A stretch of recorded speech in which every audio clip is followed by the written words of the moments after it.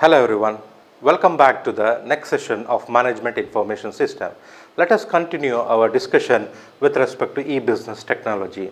In the last session, we had discussed about what is internet, what is web, what do you mean by www, the difference between the intranet and the www, and also the differences between the internet, intranet, extranet. The 14 major points was also discussed, and we had started our discussion with the security in e-businesses.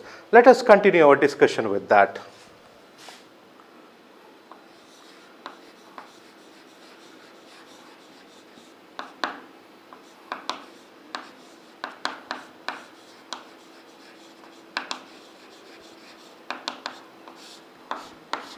We also discussed that why is that security is given much more importance when we talk about the e-business. So the important thing that we need to concentrate with respect to the security, the first component is authentication.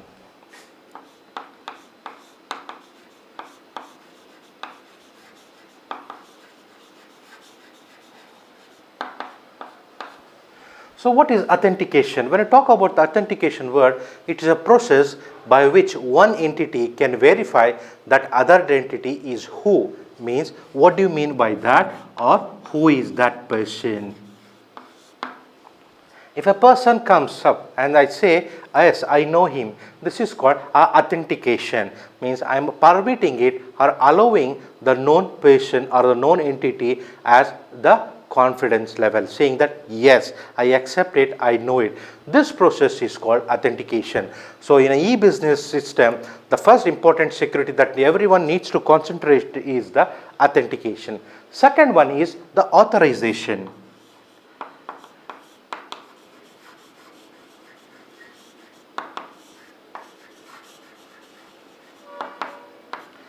So when you talk about the authorization, not everyone is authorized to do everything. So specific persons or specific process should be given a permission in order to carry out.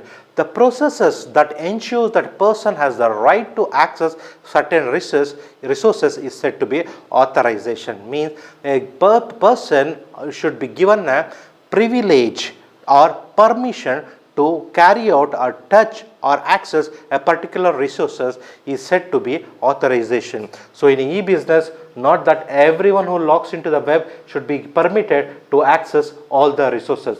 As we know that authentication specifies a person and authorization allows a particular kind of person or particular known person to access the resources.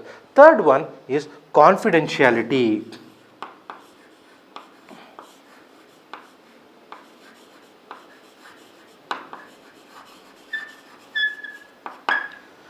So this is very important, confidentiality, keeping the private or sensitive information from being disclosed to unauthorized individuals or entities or a process, because online we don't know whoever will be accessing those things. So the data should be, the data of a one person or a particular entity should be always prioritized in keeping the privacy of it. So it should not be disclosed to anyone, so because it's a sensitive data. So confidentiality plays a major role. And the fourth one is the integrity.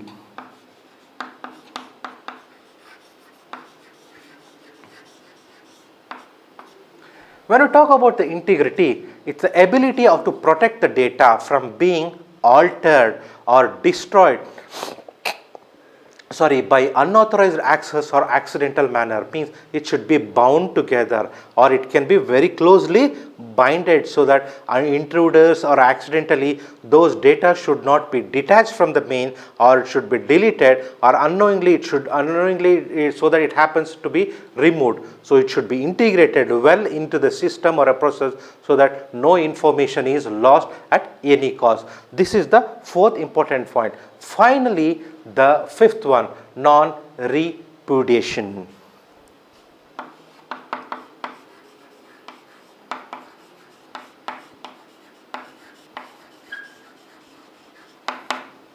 What do you mean by repudiation?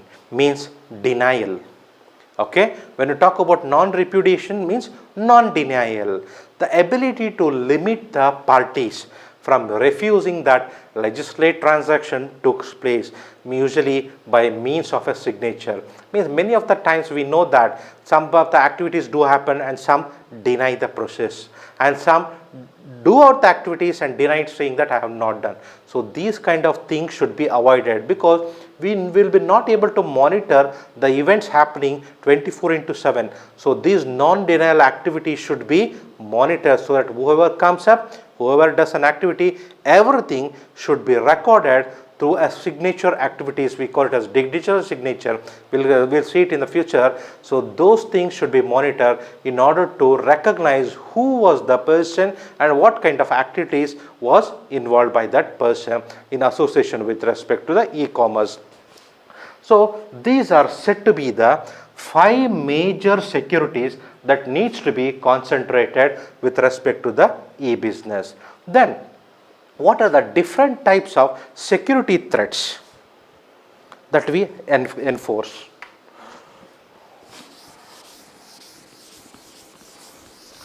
We have seen the security, now we see the security threats we face, types.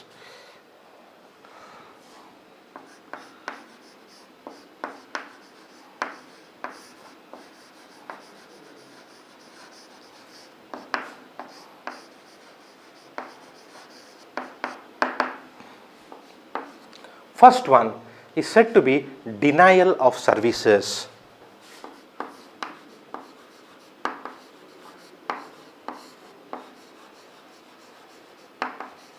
What do you mean by denial services? We'll see. The second one is unauthorized access.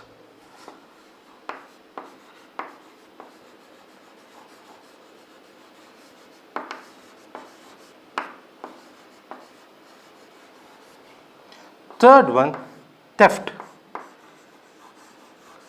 or fraud. So these are the 3 main types of problem or the threats we face with respect to security of e-business. We'll see one by one. The first one is the denial of services. See, there are 2 kinds of denial of services attacks. One is the spamming. The second one is the virus. You know what do you mean by spam? When you, most of the time you encounter, when you interact with the email, sending unsocialized commercial emails to individuals. So we would be not able to find from where it is coming up and who is sending up and all these things. These email bombing you might have seen. Those emails come up and cause the hacking targeting, okay, of one computer or the network. Those targeting are the systems that we use, and those emails, those hacking bombing comes through email called the spams, and they attack the systems the end user are using. Either it might be a system, or sometime even it might hack or cause problem to the network itself. The surfing involves the hackers placing software in agents. So when we look into the particular websites, some of the websites unknowingly agents are downloaded onto our system without our knowledge, and they cause problem in our system, like suspicious malfunctioning of the system. Without knowing, our data will be sent to unauthorized person. When you look into the data transfer rate, we might be doing nothing, but still we would be able to see high rate of data exchange over the net. So all these are said to be the problems of spamming. Next is viruses. What do you mean by the abbreviation of virus? And most of the say, just it's a virus, sir, there is no abbreviation. We have a abbreviation for VIRUS. It means Vital Information Retrieval under cease. When I talk about cease, means totally stopped. We are not able to further access it. So those are called viruses. I do not want it to go in depth with the viruses, because you know what do you mean by virus and types of virus in depth. It is a self-replicating computer programs designed to perform unwanted events. Means without the intervention of a human being, those keep on doing unwanted things, okay, without the knowledge of a owner. That is called the viruses. And second one, we look into the unauthorized access. This is very difficult threat. Illegal access to system. Sometimes the applications or data of one's own without the prior knowledge or the permission of the owner. This is very dangerous. Second one, passive unauthorized access. We give only permission to view our account number and other things, but unauthorized access, they gain the permission even to view the financial status that is in the account of a person. So unauthorized access, though we give up a partial authorization, they take up an advantage. Second, modify the system or the data. Unauthorizedly, they get creeped into our system and they modify our system without the knowledge. So this is also a problem. Message stream modification. We might not send a message to everyone, but a particular unwanted message will be distributed in from our account name to everyone. Most of the students or the person you might be encountered with respect to this, with respect to social media, like Facebook, other things. You might be not sending it, but your account might be hacked and the message would be sent from your account to everyone. What is this? Unauthorized accesses. So these are the second major problem of a problem or a threat with respect to things. There are a lot more things I could say, but I am limiting it because you know it very well. And finally, theft or a fraud. See, fraud occurs when a stolen data is used or modified. Okay, theft of a software via illegal software from a company's servers happens many of the times. So most of the softwares you feel like you are using and it's free download, you keep downloading everything. Okay, this is one more way of causing a theft or a fraud. This theft might be caused due to illegal downloads, the unknown hardware that you buy up, component buy up without the prior or a legalized authorized dealers. These causes these kinds of frauds or a theft of hardware, especially the laptops or the devices. What they do, they without the knowledge of the one's owner, they start sharing the private data to the owners of the others. So what they do, they take up a activity of illegally hacking your software, other software, your data or a private information that is being stored in the system. So these are the different types of threats that you encounter over the internet with respect to security. Now, what are the different kinds of security that can be used in order to overcome these problems? Let us look into it.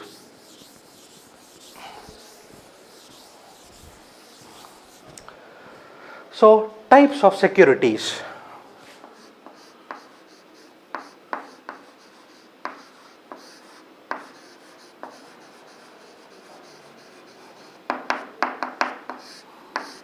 So when we talk about the different types of securities, the first one and the foremost is the encryption.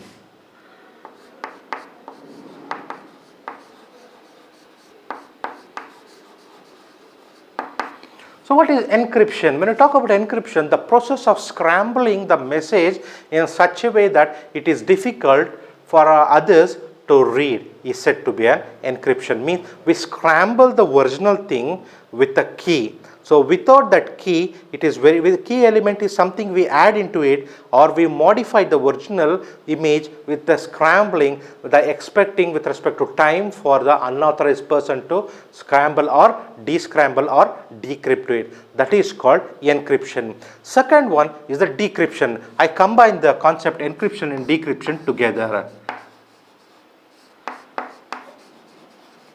See, the process of scrambling the original image with the key is said to be encryption. So the encrypted message is not so easy to understand by unknown message, a person to or unauthorized person to view it. So again, the process of converting this scrambled image to a original image is done only with the same key that has been used to encrypt the message. That process of converting the scrambled image with the same key which has been encrypted to original image is said to be the process of decryption. This is the first method. Second one is cryptography.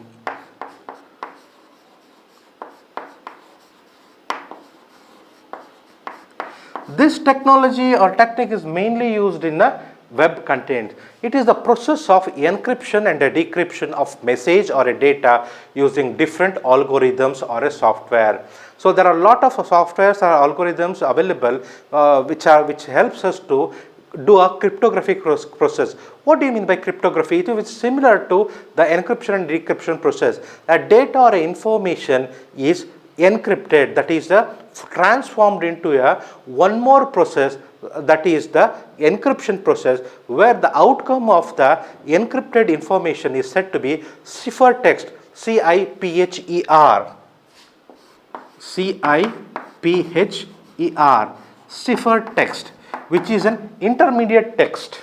Okay, the outcome of encryption is referred to, a cryptography is said to be a ciphertext, which is a info which data is totally different from original, which is in a non-readable form.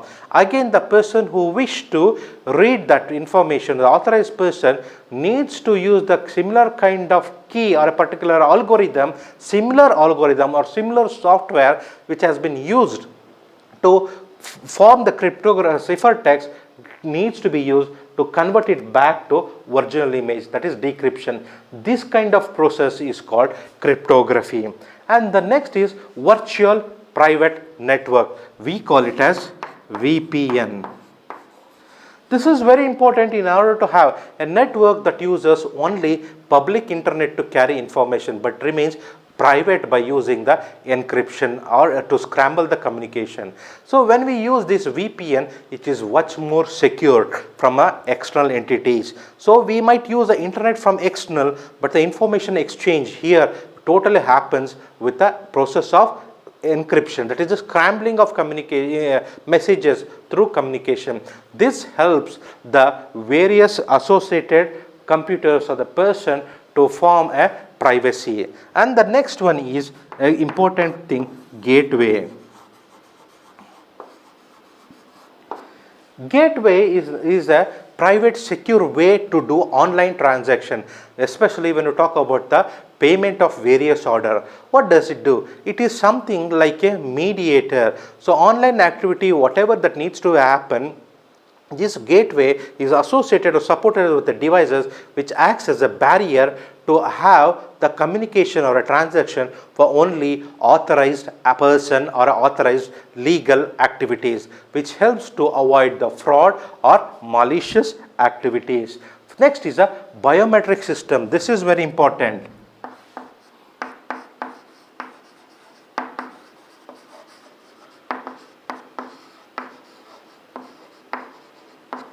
So when we talk about the biometric, a lot of authentication systems are done to identify a person by a measurement of biological characteristics. So a person can be measured or identified by various biological characteristics.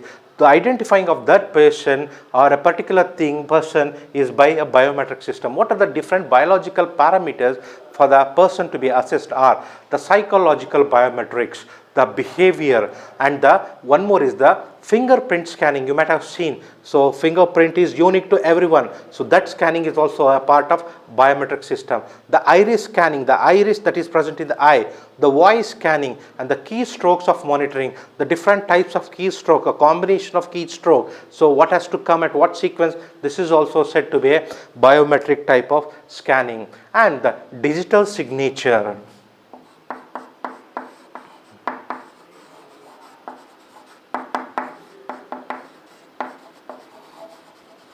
So most of the person who do up a lot of online business know about these things. An identifying code that can be used to authenticate the identity of a sender of a document is said to be a digital signature. In a similar way, we have a digital certificate also.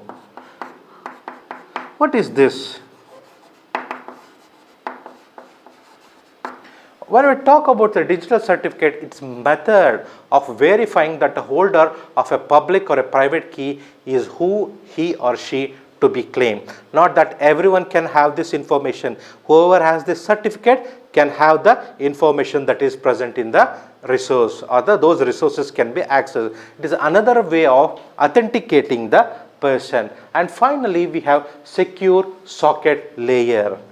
We call it as SSL. That is secure socket layer. The protocol that utilizes the standard, we know that whenever we talk about internet, it's a protocol, TCP or IP. Now the protocol that utilizes the standard certificate for authentication and the data encryption to ensure the privacy and confidentiality is used.